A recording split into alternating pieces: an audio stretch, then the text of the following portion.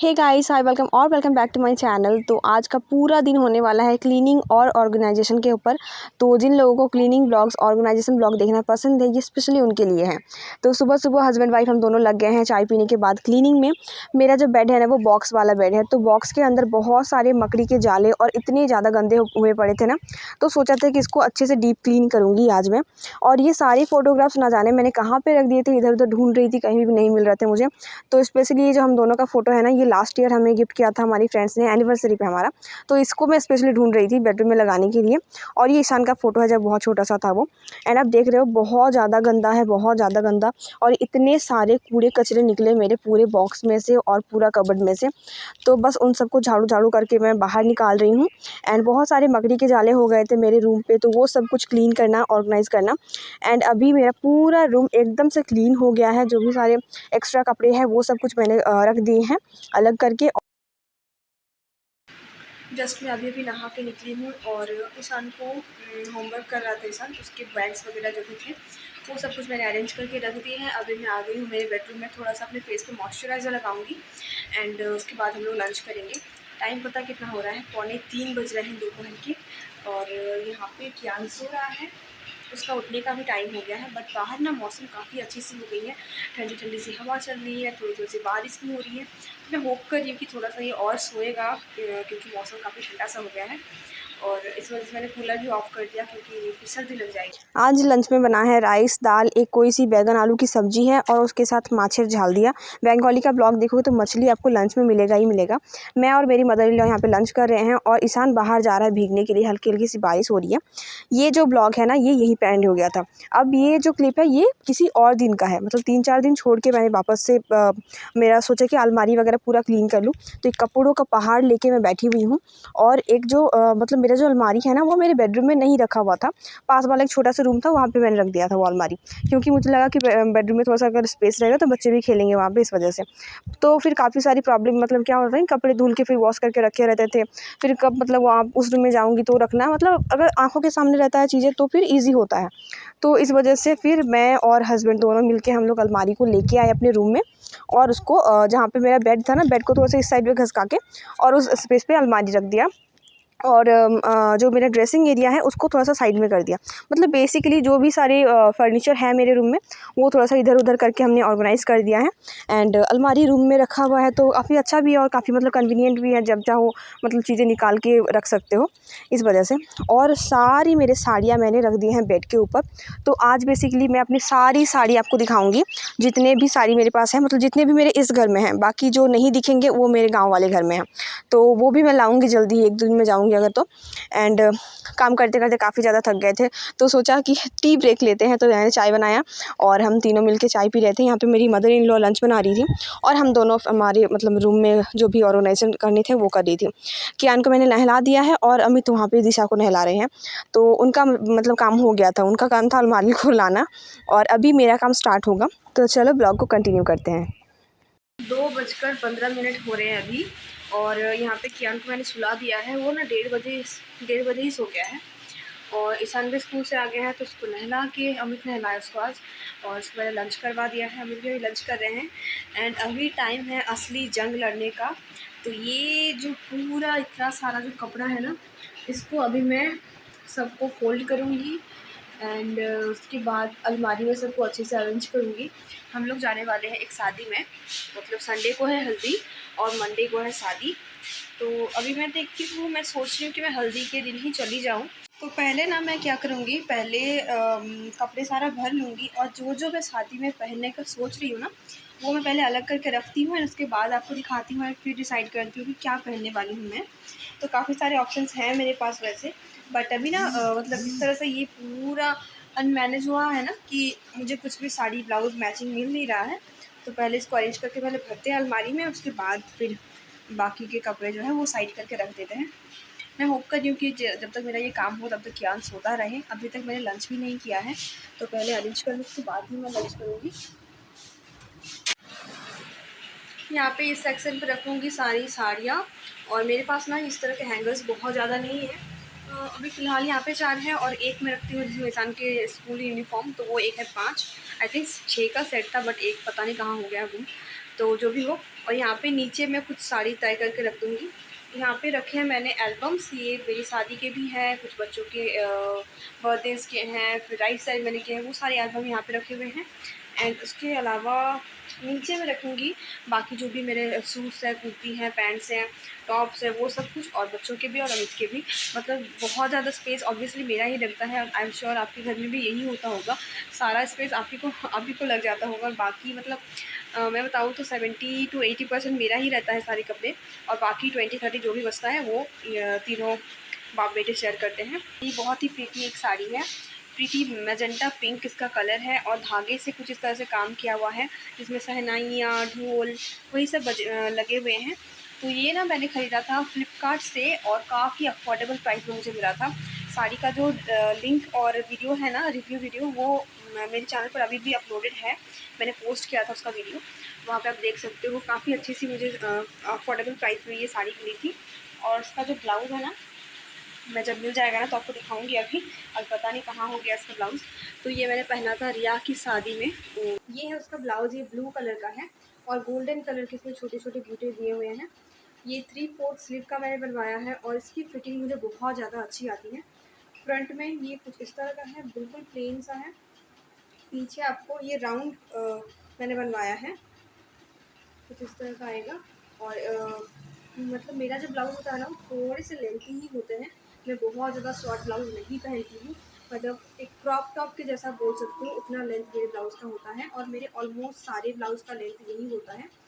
तो ये है उसका ब्लाउज़, और इसका जो कलर कॉम्बिनेशन है ना ब्लू और पिंक का, वो बहुत ज़्यादा अच्छा है। एक और साड़ी मैं आपको दिखाती हूँ। ये पैरेट ग्रीन कलर का साड़ी है, और इसमें ना पिंक कलर के इस तरह से टैसल्स लगे हुए हैं इसके पल्लू में, और छोटे छोटे ना ये फॉल्स मिरर ही है, रियल मिरर नहीं है। तो छोटे छोटे से मिरर्स भी लगे हुए हैं प्लास्टिक के। और इसका जो ब्लाउज़ है ना, वो पिंक कलर का है।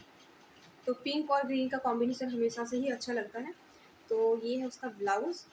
फ्रंट में कुछ इस तरह के धागे से काम किया हुआ है। इसका जो मटेरियल था ना ब्लाउज़ का, उसी के साथ मुझे रिसीव हुआ था, तो मैंने इसको स्टिच करवाया है। एंड पीछे मैंने सिर्फ यू नेक बनवाया है, एंड इस तरह से टैसल्स लगवाए हैं, और टाई करने के लिए डोरी दिया हुआ है। इसका भी स्लीव्स है 3/4, और इसकी भी ब्लाउज़ की लेंथ आप देखोगे उतनी ही लेंथ आपको इसमें ही मिलेगी। तो ये भी कॉम्बिनेशन काफ़ी अच्छा लगता है। अब देखिए, काफ़ी अच्छा सा कॉम्बिनेशन है, और ये साड़ी बहुत ज़्यादा लाइट वेट है। मतलब जो लोग साड़ी पहनना नहीं जानते हैं, कैरी अच्छे से नहीं कर पाते हैं, उनके लिए भी बिल्कुल परफेक्ट है। ये साड़ी ना मेरी मम्मी ने मुझे दिया था मेरी एनिवर्सरी पे लास्ट ईयर, तो तब की साड़ी है ये। और बस एक बार मैंने इसको पहना है, हमारे यहाँ पे पूजा हुआ था, उस टाइम पे मैंने इसको पहनाया था। ये और एक साड़ी है मेरा, ये है बहुत ही प्यारा सा ब्लू कलर में, और ये जो ब्लू है ना बहुत अच्छा लगता है पहनने में। तो ये पूरी साड़ी आपको प्लेन मिल जाएंगी, और पूरी साड़ी में ना छोटे छोटे से इस तरह से सितारे लगे हुए हैं, और इसका जो पल्लू है उसमें लगे हुए हैं ब्लैक कलर के टैसल। हैंडलूम साड़ी है। ये भी मैंने लिया था, ये आई गेस मैंने मीशो से लिया था। इसको मैंने पेयर किया था इस वाइट ब्लाउज़ के साथ, और ब्लू और वाइट की कॉम्बिनेशन भी हमेशा से ही अच्छी लगती है। तो ये ब्लाउज़ भी मैंने ऑनलाइन ही लिया था मीशो से। कुछ इस तरह का है, बट इसकी फिटिंग मुझे अच्छी नहीं आती है। ये मिरर वर्क के साथ आती है, रियल मिरर ही लगे हुए हैं इसमें, और उसका बैक जो है बहुत ज़्यादा डीप है। वैसे मैं डीप बैक पहनती हूँ, बट इसका जो फ्रंट का फिटिंग है ना, जो यहाँ का जो फिटिंग है ना, वो मैंने बहुत बार इसको मॉडिफाई किया है, बट मुझे फिर भी लूज़ आता है, तो इसलिए मैं ज़्यादा पहनती नहीं उसको। और ये मैंने पहना था कियान के अन्नप्राशन में, और मैंने और पायल ने दोनों same sari, same blouse, same jewellery पहना था। तो बाकी की सारी साड़ियाँ और थोड़े बहुत से ब्लाउजेस दिखाऊंगी आगे। पहले लंच कर लेती हूँ, और आज लंच में है भिंडी की सब्जी, फिश फ्राई, फिश की ग्रेवी वाली सब्जी और दाल। दोपहर के 4 बज गए हैं, और बीच में मैं चली गई थी लंच करने के लिए, तो थोड़ा लेट हो गया। ऊपर का जो सेक्शन है ना ऑलमोस्ट मेरा ऑर्गेनाइज़ करना हो गया है। अभी एक बहुत ही फेवरेट ब्लाउज़ मैं आपके साथ शेयर कर रही हूँ। ये ब्यूटीफुल सा चेरी रेड कलर का ब्लाउज़ आपको मैं दिखा रही हूँ, और इसमें है गोल्डन कलर के इस तरह से बॉर्डर। ये जो ब्लाउज़ है ना, मतलब इसकी जो साड़ी है ना, वो मुझे मिली थी मेरे ससुराल वालों की तरफ से मेरी शादी में। मतलब ये हल्दी का साड़ी ये नहीं है, ये जैसे दिया जाता है ना नई दुल्हन को पहनने के लिए, तो उस तरह का साड़ी मुझे मिला था मेरे ससुराल वालों की तरफ से। तो तब तो मैंने पहना नहीं था, उसके बाद मैं चली गई थी तमिलनाडु। फिर ये साड़ी बस रखा रहा, मैंने कभी पहना भी नहीं था इसको। बीच में मतलब एक छोटा 1 आध घंटे के लिए मैंने पहना था कभी, तो उसमें मतलब फॉल पीको कुछ भी नहीं करवाया था। एंड उसके बाद मतलब रिया की शादी और मेरे देवर की शादी साथ ही साथ में थी, तो फिर उस टाइम पे मैंने ये वाला ब्लाउज़ बनवाया था, और फॉल पीको उस टाइम पे करवाया था। मतलब पूरे 4 से 5, हाँ 4 साल के बाद, 4 साढ़े 4 साल के बाद। तो ये कुछ इस तरह की ब्लाउज़ है। ये है फ्रंट साइड, फ्रंट में आपको बोट नेक देखने को मिलेंगे। मेरे ज़्यादातर ब्लाउज़ ना बोट नेक के ही हैं, बट ये थोड़ा सा डीप है, मतलब बहुत ज़्यादा नहीं, हल्की सी डीप है। अगर आप कोई नेक पीस वगैरह पहनोगे तो बहुत अच्छे से फ्लॉन्ट कर पाओगे उसको। एंड इसकी जो स्लीव्स है ना, वो मैंने कुछ इस तरह से बनवाए हैं।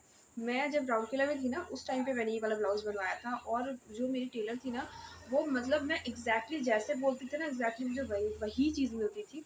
तो काफ़ी पसंद आता था मुझे इनकी स्टिचिंग। और कुछ इस तरह के स्लीव्स हैं, थोड़े से पफ स्लीव्स हैं, और बहुत ही अच्छी फिटिंग मुझे इसकी आती है। एंड इसका मैं आपको बैक दिखाती हूँ, काफ़ी डीप मैंने इसका बैक बनवाया था। और ये ना मतलब स्वीट हार्ट नेक भी नहीं बोल सकते और राउंड भी नहीं है, कुछ इस तरह का है ये नेक इसका बैक में। और ये थोड़ा डीप ही मैंने रखा है, इसमें कोई बटन्स वगैरह मैंने नहीं डाले हैं, बस साइड पे मैंने जिप दिलवाया था इसका। कुछ इस तरह से आप इसको खोल सकते हो, और जैसे हम टी शर्ट पहनते हैं उस तरह से आप पहन सकते हो। और नीचे एक हुक दिया था सेफ्टी के लिए, क्योंकि कभी कभार क्या होता है ना, अगर आप हाथ ऊपर वगैरह करते हो तो ये जो जिप है ना, ये घिसक घिसक के खुलने के चांसेस रहते हैं। तो अगर इस तरह के नीचे एक हुक दे दोगे तो वो फिर सिक्योर रहता है बहुत अच्छे से। और ये मतलब जब मैंने ये ब्लाउज़ पहना है ना, मुझे सबने कहा है कि कहाँ से बनवाया है ये ब्लाउज़। तो काफ़ी मुझे पसंद है, और इसकी भी लेंथ आप देख रहे हो, थोड़ी लंबी ब्लाउज़ ही मैं पहनती हूँ, तो काफ़ी मतलब अच्छा सा ये ब्लाउज़ है। और 3/4 स्लीव मैंने इसके बनवाए हैं। ये टॉप रिसेंटली लिया था फ्लिपकार्ट से। आगे जो है स्वीट हार्ट नेक है, पीछे है स्क्वायर नेक, और पफी स्लीव्स के साथ आता है। उसके साथ ये और एक है, ये भी सेम उसी पैटर्न में है, बट इसका स्लीव्स थोड़े से अलग हैं। ये 3 लेगिंग्स लिया है, एक है पिंक, एक है मैरून और एक है ब्लू। ब्लू वाला ऑलरेडी यूज़ कर लिया है, बहुत अच्छी क्वालिटी है। 700 में 3 लेगिंग्स मुझे मिले थे ऑफर में। एंड उसके अलावा ये एक जीन्स लिया था, इसकी क्वालिटी भी अमेजिंग आई है। तो कुछ इस तरह से मैंने अपने साड़ी के सेक्शन को ऑर्गेनाइज़ किया है। ये है मेरा एक जामदानी साड़ी, ये जो मैंने पिंक वाला साड़ी दिखाया है वो। ये भी एक साड़ी है जो कि मुझे मेरे मायके से दिया गया था शादी के बाद, जब मैं पहली बार गई थी तब। ये एक साड़ी है जो कि मैंने पहना था अर्शी के अन्नप्राशन में। ये एक गिफ्टेड साड़ी है, मुझे मिला था मेरे शादी में।